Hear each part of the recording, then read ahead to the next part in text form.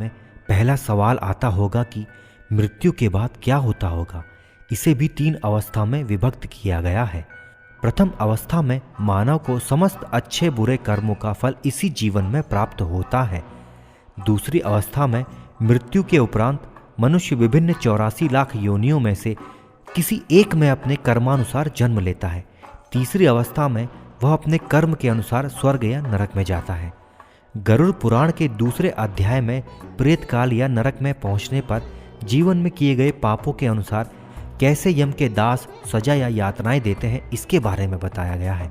इनमें से कुछ सजाओं के बारे में हम यहाँ बताने वाले हैं।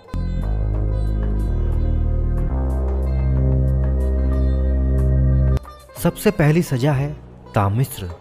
जो लोग दूसरों की संपत्ति पर कब्जा करने का प्रयास करते हैं, जैसे कि चोरी करना, लूटना, उन्हें तामिश्र में यमराज द्वारा सजा मिलती है। इस नरक में लोहे की पट्टियों और मुकद्दरों से पिटाई की जाती है। यह तब तक करते हैं जब तक उस पीड़ित के खून न निकल आए और वह बेहोश न हो जाए। दूसरा नरक है अंधा मित्रम। जो पति पत्नी अपने रिश्ते को ईमानदारी से नहीं निभाते हैं और एक दूसरे को धोखा देते हैं, उन्हें अंधा मित्रम की सजा दी जाती है। अंधा मित्रम में तामिश्र की तरह ही पीड़ा दी जाती है, लेकिन इसमें पीड़ित को रस्सी से इतना कसकर बांधते हैं जब तक कि वह बेहोश ना हो जाए। तीसरा नरक है राउरवम। जो लोग दूसरों की संपत्ति या संसाधनों का आनंद लेते हैं, उनको ये नरक प्राप्त होता है। उनको राउरम में खतरनाक सांपों से सजा दी जाती है, जहां पर रूरू नाम की नागिन उन्हें तब तक सजा देती है जब तक कि उनका समय समाप्त नहीं हो जाता। अगला है महारौरवम। किसी अन्य की संपत्ति को नष्ट करना, किसी की संपत्ति पर अवैध कब्जा करना, दूसरों के अधिकार को छीन लेना और संपत्ति पर अवैध कब्जा करना। जो भी ऐसे पाप करता है उसे महारौरव नरक में सजा दी जाती है। यहाँ भी उनको जहरीले कई प्रकार के सांपों से कटवाया जाता है। अगला नरक है कुंभी पाकम। जो लोग अपने मजे के लिए जानवरों की हत्या करते हैं, उनको इस नरक में लाया जाता है। यहाँ उनको गर्म तेल के बर्तनों में उबाला और तला जाता है।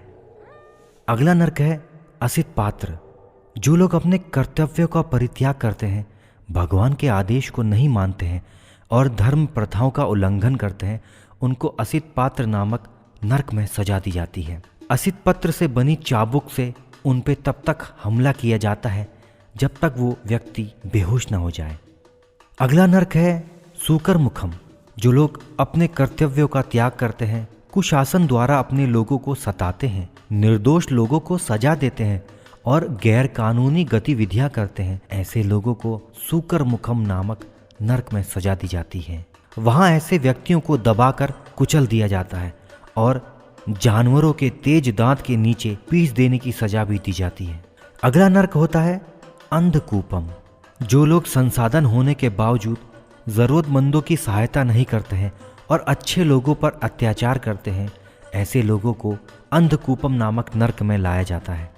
यहाँ उनको जंगली जानवरों के बीच में छोड़ दिया जाता है और उनको ऐसे कुएं में फेंक दिया जाता है जिसमें शेर, बाघ, बाज, सांप और बिच्छू जैसे विषैले जानवर होते हैं। अगला नरक होता है अग्निकुंडम। जो लोग बलपूर्वक अन्य की संपत्ति को चोरी करते हैं, सोने और जवाहरात को चोरी करते हैं और अनुचित का फायदा उठाते हैं, ऐसे व्यक्तियों को अग्निकुंडम नामक नरक में लाया जाता है। ऐसे व्यक्तियों के हाथ और पैरों को बांधकर उनको आग के ऊपर भूना जाता है। अगला नरक होता है कृमि भोजनम। जो लोग मेहमानों को अपमानित करते हैं और अपने फायदे के लिए दूसरों का इस्तेमाल करते हैं, ऐसे व्यक्तियों को कृमि भोजनम नामक नरक में लाया जाता है। ऐसे व्यक्तियों को कीड़े और सांपों के बीच में छोड़ दिया जाता है। प्रिय दर्शकों, गरुड़ पुराण में ऐसे 28 अपराधों और सजाओं के बारे में बताया गया है। यमलोक में इस तरह दुष्ट आत्माओं को यातनाएं मिलती हैं। कुछ लोगों में यह भ्रांत धारणा बनी है कि इस गरुड़ पुराण को घर में नहीं रखना चाहिए, केवल श्राद्ध आदि प्रेत कार्यों में ही इसकी कथा सुनते हैं। यह धारणा अत्यंत भ्रामक और अंधविश्वास युक्त है। कारण इस ग्रंथ की महिमा में ही यह बात लिखी है कि जो मनुष्य इस गरुड़ पुराण सारोद्धार को सुनता है, चाहे जैसे भी इसका पाठ करता है, वह यमराज की भयंकर यातनाओं को तोड़कर निष्पाप होकर स्वर्ग प्राप्त करता है।